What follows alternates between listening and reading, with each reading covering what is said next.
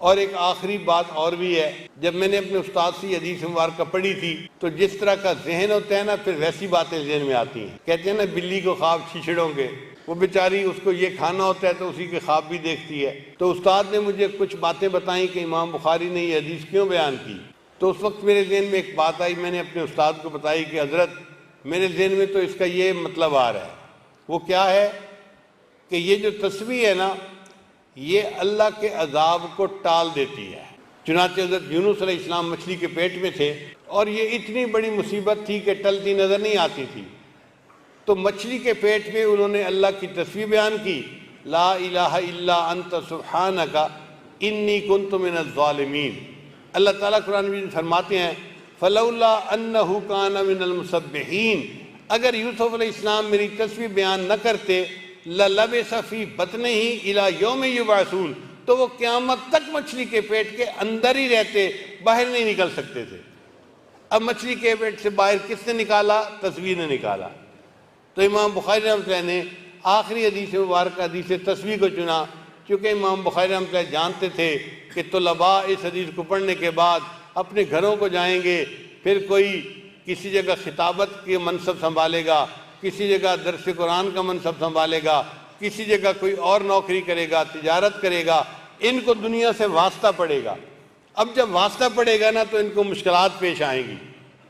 اب مشکلات پیش آئیں گی تو یہ چاہیں گے ان مشکلات سے نکلنے کا کوئی ہمیں عمل بتا دیتا۔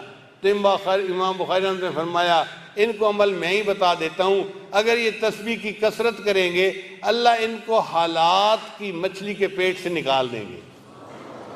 کئی دفعہ بندہ حالات کی مچھلی کے پیٹ میں گھس جاتا ہے نا، نکلتا نہیں، قرض ہے ادا نہیں ہوتا، کاروبار ہے چلتا نہیں، یا بچی ہے تعلیم مکمل کر لی گھر میں ہے اس کو رشتے نہیں آ رہے، اب بچی خود تو کچھ نہیں کر سکتی، پریشان ہے ماں باپ بھی بچی بھی، مگر کریں تو کیا کریں؟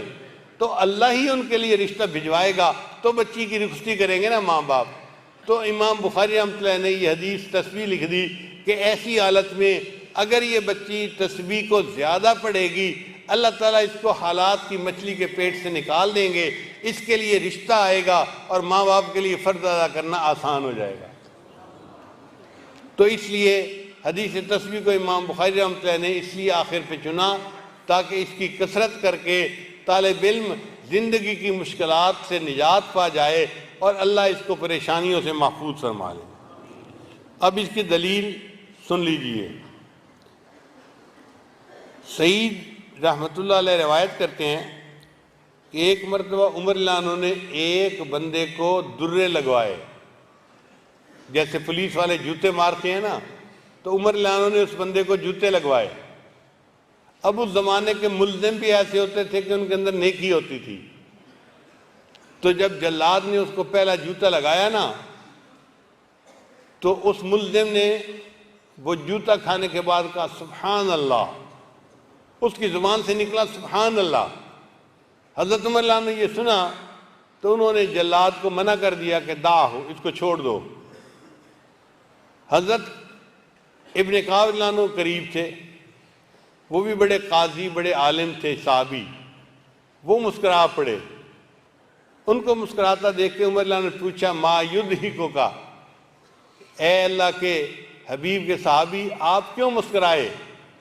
انہوں نے کہا کہ میں اس لیے مسکرایا کہ ان سبحان اللہ تخفف من العذاب، سبحان اللہ پڑھنے نے اس بندے کے عذاب میں تخفیف کر دی، میں اس لیے مسکرا پڑا ہوں۔